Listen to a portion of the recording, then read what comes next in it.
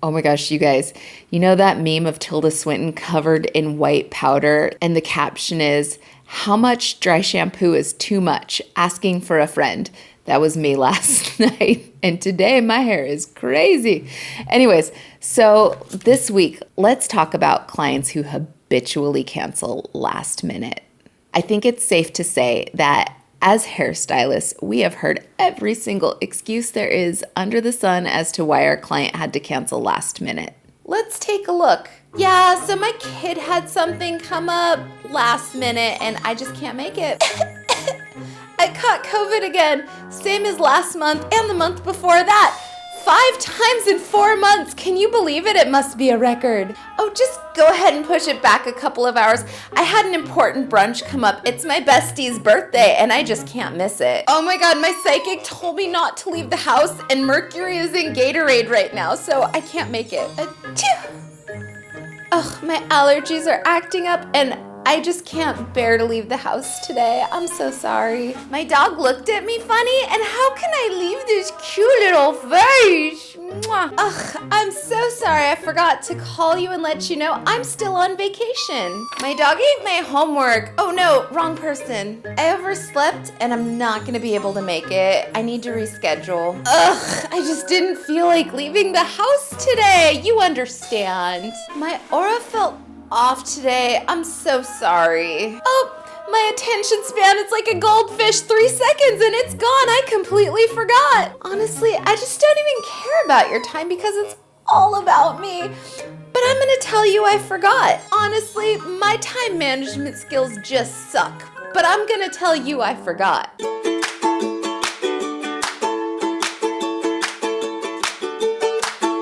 So today we're going to talk about those clients that habitually cancel last minute, leaving us as their stylists stressed, irritated, and scrambling to fill that empty spot. Hi, my name's Mary and I'm the stylist consultant. I'm a business development coach with a focus in critical thinking and interpersonal communication. If this is your first time to the channel, welcome you guys. I'm so glad to have you here. If you found this video informative or helpful in any way, please be sure to like and subscribe. If you have a topic you'd like to hear covered, comment below and let me know. Or you can visit my website, www.thestylistconsultant.com. I'm going to be bringing you new educational videos each week detailing out tough, real-life situations that we as stylists see on occasion and ask, what would you do? I'll then discuss how to professionally handle the situation, along with steps that you can take right now to minimize these kinds of scenarios in the future. I want to help you bulletproof your business so you can stress less and get back to what you love doing, bringing your talents to the world one head of hair at a time. Okay, so back to this week's topic. I was browsing through social media this week and I saw a post from a stylist asking for help. One of her longtime cut and color clients has become quite flaky lately and has canceled not once, not twice, but 3 times in a row. And to give you the timeline of this, the client was scheduled to come in on a Saturday. She called the morning of and said, "Hey, I can't make it. Something came up." The stylist, trying to be accommodating, was like, "Okay, girl, no problem. Just come in next week. We'll get you back in." And guess what? Next week comes, same thing happens. Stylist gets a call. "Hey, girl, I can't make it to my scheduled appointment today. I need to reschedule. So sorry." You know, all of the apologies. And then they schedule her for the following Saturday. So Saturday rolls around and again, for the 3rd time, the client calls and says, "Hey girl, I can't make it." Now, what caught my eye about this case was that the client then offered to pay the late cancellation fee, which the stylist has posted on her online booking site. It's 50% of the scheduled service. So not thinking anything of it, the stylist invoiced her client the bill for $83. The client then clapped back with, "Wait a minute, I've been a loyal client. That seems really high. I'm not going to pay it." So I did a little bit of sleuthing and I found the following information. 1, the client scheduled online. 2, the stylist did indeed have her policies posted online. And 3, the stylist did not have the client put a card on file, nor did she collect a deposit. The reason for this is that she's scared that her clients aren't going to want to book if she has these protections in place. So, With all of that information, knowing that the client canceled 3 Saturdays in a row last minute, knowing that the client knew the cancellation policy and just flat out said, no, I'm not paying that. Let me ask you, what would you do? Now, I know what I want to say, not necessarily what I should say. I want to tell her that she's already wasted hours of my time. I want to tell her that her 3 cancellations resulted in a lot more than $83 lost on my end. I want to tell her the cost of the supplies that went into setting up for her appointment. I want to tell her that respect is a two-way street, and I showed up, I respected her time. I expect the same in return. And lastly, I want to tell her that she's no longer welcome because she's shown a blatant disrespect for my business and my time.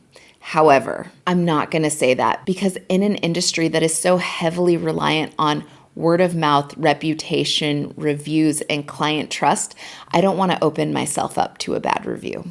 You know what I'm talking about when a client goes all keyboard warrior on Google and Yelp saying, I canceled the appointment once and she fired me. I've never. You know what I mean. We both know that that wasn't the case, but sometimes clients get a little irrational. So, how can we respond to this client in a professional manner? My suggestion is just stick to the facts and let them speak for themselves. So, here's how my letter to this client would go. Dear disrespectful Diane, just kidding, but for the sake of this letter, her name is going to be Diane. Dear Diane, I want to start by thanking you for your loyalty over the years and let you know that I've loved the time you've spent in my chair and I appreciate your business. However, I wanted to discuss something that's become a concern for me. You've canceled your last 3 appointments very last minute, which poses a challenge to me as your stylist. It leaves me with almost 0 time to find a client to fill the spot, and my income suffered because of it. Those missed appointments directly resulted in $498 lost income, which could have easily been avoided with more notice from you.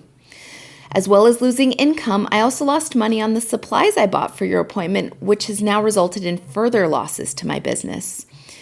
You booked your appointment online through my online booking site, which clearly states my cancellation policy, and in booking, you agreed to this term.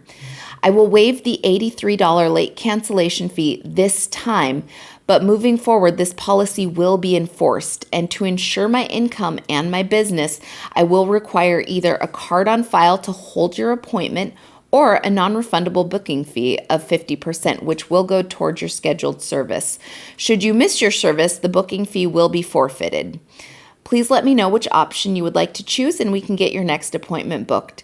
If this does not work for you, I understand and I wish you nothing but the best. Signed, Mary. Now, in this case, what do you think this loyal client is going to do? My guess is one of 2 things is going to happen. Either A, she's going to oblige and go ahead and either pay the booking fee or put a card on file to book an appointment and be more mindful of the stylist policies moving forward. Or she's going to find another stylist.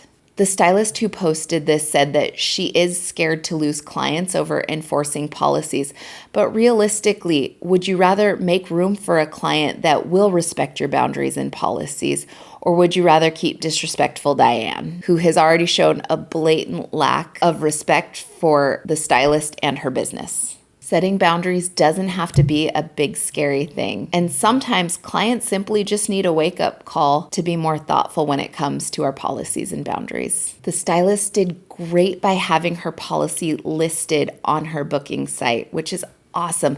A lot of the times I find that stylists don't even have any of their policies posted. So when they cite them, it kind of looks like we're just pulling things out of thin air. So she did a great job having something posted already. But by not using her online booking platform's income protection options, she was possibly setting her business up for something like this to happen. So now that we've looked at how to professionally respond to this client, let's take a look at easy steps that we can do right now to ensure that this scenario doesn't happen as frequently in the future. The first thing I'm going to recommend is get your policies posted.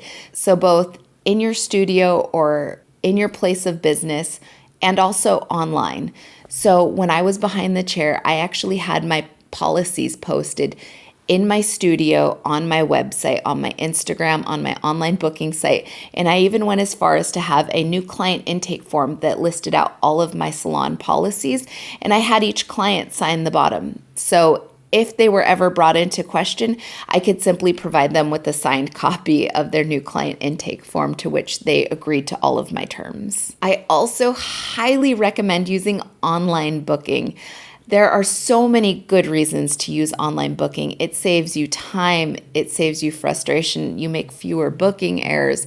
But in this instance specifically, online booking offers income protection. So that means that you can require all clients to have a card on file in order to hold an appointment, or you can require a booking fee for those larger jobs. Okay, so for those of you who are not yet using online booking, your option here is to invoice your clients a booking fee. Generally speaking, you'll want it to be the amount of your late cancellation policy. So if your late cancellation policy is 50% of the service, your booking fee will be 50% of the service that they're booking. And you'll want to let them know in writing your cancellation policy and that late cancellations will result in the forfeiture of the booking fee. Now, what I found time and time again is that when clients have money at stake, meaning when they have skin in the game and it's not just our time and money at stake, they are much more mindful of our cancellation policies and last minute changes. Because let's be real, who wants to be charged for something that can easily be avoided? Now, some of you out there might be thinking, oh my gosh, Mary, you're so strict. But I'm not saying that I charged 100% of clients 100% of the time. I acknowledge that life happens and unforeseen circumstances come up, like family emergencies and illness, and I would never charge for those. However, a client's lack of planning or just being inconsiderate to my time was the reason why I had these policies in place. Clients aren't mind readers. So if you've been bad at enforcing policies lately, it's time to start having those hard talks. Open up the lines of communication and take proactive steps to help limit this behavior in the future. I think it's safe to say that in this industry, clients have expectations of us as their stylists, and it's okay for us as the stylists to let the client know that we have expectations of them as well. That's how business relationships work. I can guarantee that if you put these easy, actionable steps into play right now, you will see far less of this kind of behavior. And when it does happen, you won't have to chase them down saying, wait, you owe me money, because let's be real, that can be awkward. And more importantly, your time and income won't be affected because of your client's lack of planning. All right, that's all I've got, you guys. If you liked this week's episode, please be sure to like this video and subscribe to the channel. If there's a topic that you'd like to hear, please let me know below in the comment section or through my website, www.thestylistconsultant.com. And if you are interested in one-on-one coaching with me, please go to www.thestylistconsultant.com/coaching. I've had a great time, you guys, and I hope to see you back here next week. Thanks so much. Bye-bye.